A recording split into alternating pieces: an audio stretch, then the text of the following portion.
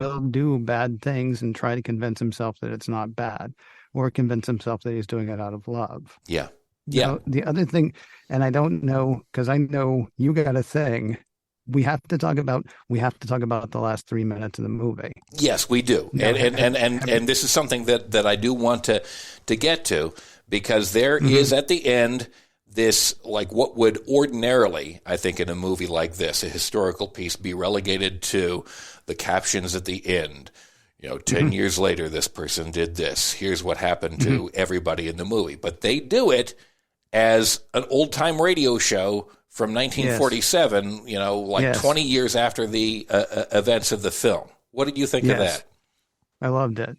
It was, as you said on your podcast, it was jarring. And are we just going all the way, spoilers all the way here? All the way. Okay. All right. No right. stops. So it was jarring. I do not disagree, but I really appreciate the fact, and this kind of goes to what people have said about it concentrates too much on the bad guys and not enough on the Osage.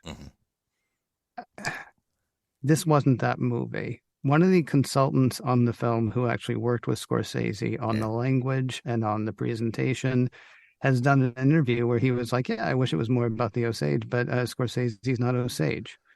An Osage, a member of the Osage Nation needs to make that movie, he says. And I will say right now, if anybody wants to, I will watch that movie. Yeah. This wasn't that movie. I mean, what's weird to me about this movie is it feels to me like a morality tale set over the terrors that we're talking about. Yeah. But this movie, in some ways, is Goodfellas. In some ways, is so many different things. Yeah. But okay, so I would see that movie. It makes sense to me that they concentrated on DiCaprio and De Niro, because these are the people that Martin Scorsese makes movies about. He makes movies about gangsters. He makes movies about bad guys. And I don't think I have to. I mean, seeing Molly Burkhart waste away in the bed. Yeah.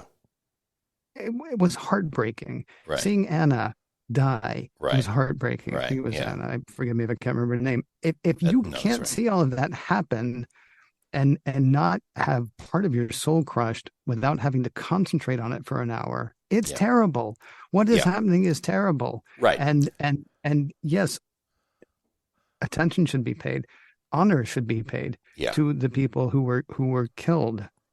That's not this movie. Right. No. And I get what you're saying. And I understand that this is being told from the perspective of essentially the murderers. And I'm not arguing here for necessarily. And I do also hope that the movie from the perspective of the Osage, produced by Osage people, comes out. I guess my thought is that artistically, I think that you could highlight what is going on even more, make those killings, those murders, that poisoning, like even that much more horrific and jarring if you go more deeply, aside from, just an opening, newsreel at the beginning, and certain like strategic points where you learn more about what happened and their background. I think that makes all of what happens in this Reign of Terror more jarring, and I think it would make a more effective film. And then circling back to the end and what you said, I can't express, like, to me, like, how like weird it was, like going from the end of the movie where the end of the tale. And where I thought it should have ended, at the end where Molly confronts Ernest, and with the fact that he has been poisoning her and he is still unable to admit that, and she just leaves, which artistically to me seems to be a perfect point. But then add this coda from 20 years later in a style which is completely separate from the rest of the movie. And I love old time radio, but it just seemed so out of place there, especially with the cheesy old time radio sound effects. And then for the coup de grace, having Martin Scorsese step to the old time radio mic himself at the end of the movie and stare off into the middle distance teary eyed as he announces the last of what happened to the characters in the film. That was just there were a lot of ways he could have chosen to do it. I think even like the captions at the end of the film, would have been better than that. It was too much. And again, I hate to say this, I love old time radio. I still to this day have old time radio tapes in my house. I listen to them, but it was just the wrong artistic choice to make. Where he made it is my opinion. I'm not certain I agree. And you and I talked about this briefly. And then afterwards, I actually found that thing in the New Yorker that I sent you. Yes. It feels to me like what he's saying is, I think you can make the argument that this is what he's saying. And the more I think about it, I think this is actually what he's saying and why he actually put himself in there. And I think he did a bad read. Maybe he doesn't need an editor. Maybe he needs a director, because I feel like his read could have been better on that. But I believe what he was saying, because something that I read said that radio thing actually happened. Maybe it did, but without going outside the text of the film, I have no idea of knowing that. In addition to sitting for a theater for 3.5 hours in order to understand the film, I don't think that I should have to go extra textual like that. Well, I arrived where I arrived without hearing that, so I will just say that it felt to me like what he was saying at the end was, all of this has just been entertainment for you. All of this is it's like Puck at the end of Midsummer Night's Dream. Well, except not saying it's all going to be fine. I think what he's saying is okay, so you just saw this thing, but here's the thing: what you're seeing now is like a dumb show in a way. And here are all these white people, and it's all just sound effects, and it's all and it's brought to you by Lucky Strike, and it's all these things. And this was a horrible thing that happened. Okay. And now that you've seen 3 hours about it, you still don't get how horrible this thing was. Okay. And it was still brought to you by Whitey, right? Yeah. I mean, it was basically all of that.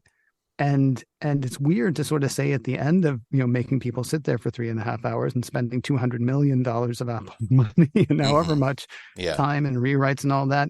It's weird to get to the end of that and say, by the way, this doesn't begin to do justice to everything that we're telling you about. Yeah. But at the same time, if it had been, I, as a white film director, am going to concentrate more on the people upon whom white people visited these horrors. And then I'm going to give you something poetic at the end that's going to make you feel like, everything ended the way it was supposed to be. It's so jarring because it should be.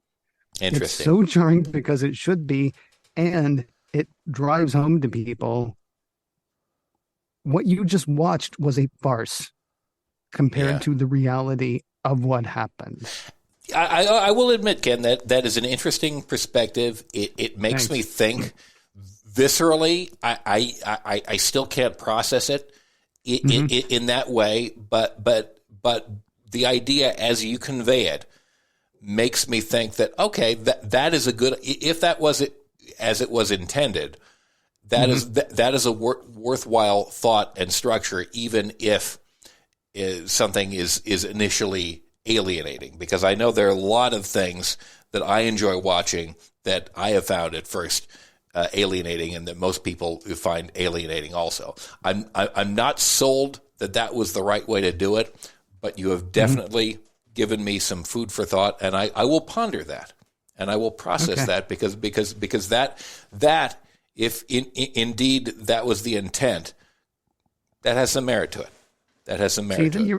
Then you raise another question to me, because when you and I first talked about that idea, you said, I don't know that was what they intended. And I don't know that that's what they intended either. I tend to think that was what he intended, because I think Scorsese is a careful filmmaker. I don't think he is, Kubrick level.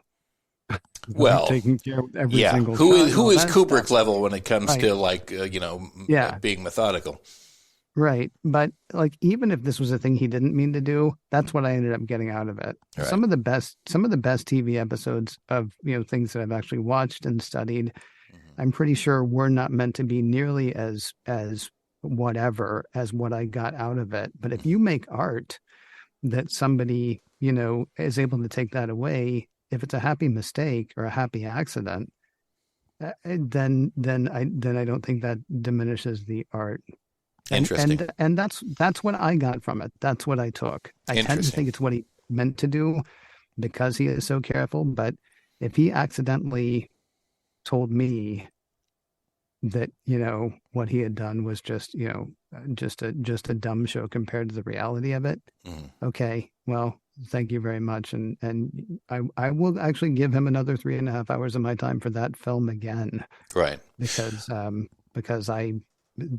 that's how much it did for me. Well, let me at least say that it's been a worthwhile film. It has gotten me thinking in worthwhile directions. I have literally consumed an entire podcast series on the history of the Osage and the Reign of Terror called In Trust, and it's gotten me thinking. And hopefully, it's gotten a lot of other people thinking about like what an atrocious period in our history this was, what injustices were done, and how it may be possible even at this late date to correct some of them and give restitution. So I think we can both agree that Scorsese has done good work here in terms of drawing attention to this, even though we may have some disagreements about the particulars of how he went about it.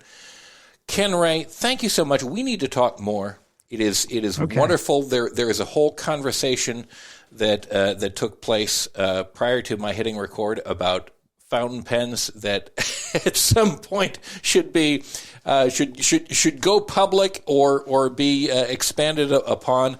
And I think that many other such conversations should be had in the future. I really appreciate you calling in, chatting with me about this, and giving your opinion. And it's been a real blast, man. Thank you so much. I just can't believe you picked up. I do. I truly do. If you call 202-656-6, what? Oh, God, I've forgotten it now. 202-656-6271. I got to get in my rhythm of thought because I don't even actually memorize it. I just have it as a thing in a file in my brain somewhere. If you call that number, I will either pick up or I will call you back if I am in the middle of something. And I urge you to call that number. So, Ken, thank you for doing it. I really appreciate it. I'm going to bastardize an old MTV slogan. People really do win on Facepalm America. Ken, thank you so much. Thank you, Beowulf. Up next, I want to talk to you about something that has nothing to do with Martin Scorsese, has nothing to do with Killers of the Flower Moon, and has a lot to do with big companies trying to screw you over. It's a recurring theme on Facepalm America. I'm Beowulf Rockland, facepalmamerica.com. We will be right back.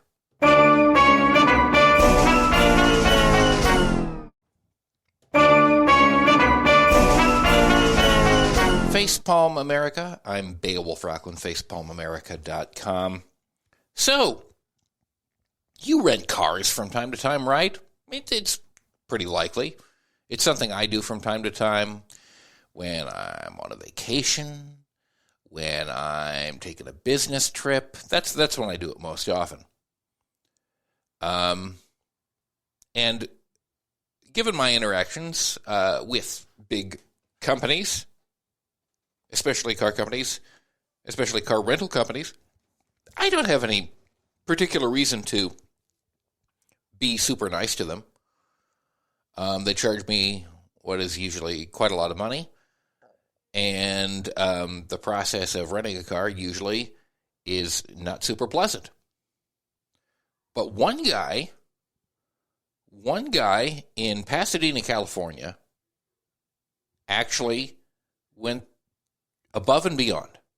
He returned his car early. He tried to be kind, and that was a mistake. Yes, indeed. Because a big company screwed him over. This from NBCLosAngeles.com. On a recent trip to Switzerland, Mark Schuyler booked a budget rental car for 2 weeks.